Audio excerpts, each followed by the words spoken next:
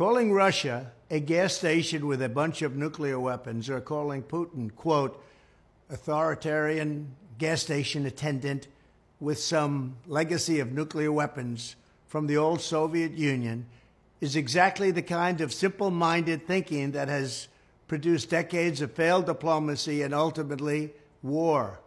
And where is that war going? Those such as Mitt Romney and Ron DeSantis, very much alike, who insist on arrogantly treating Russia as deeply inferior to the other nations of the world, with no history or culture or pride, are not only ignorant and foolish, but their attitude makes it impossible to negotiate peace, absolutely impossible. Under my administration, we were tough on Russia, tougher than any administration before, but we also demonstrated respect for Russia and the Russian people.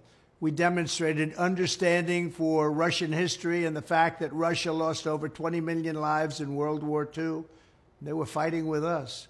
This kind of neocon rhetoric mocking Russia's nuclear weapons, along with implying that Putin must be tried and presumably executed as a war criminal, only increases the chance of deadly nuclear escalation. Fundamentally, it shows a lack of depth, a lack of seriousness, and a lack of sophistication on the subtleties and complexities of foreign policy. You can't do certain things and end up with peace. This is not the time for an on-the-job training as we face the possibility of nuclear war. And our leaders, if you call them that, got us there. This is where we are. The word nuclear was never even mentioned during the Trump administration. Now it's being mentioned every hour of every day.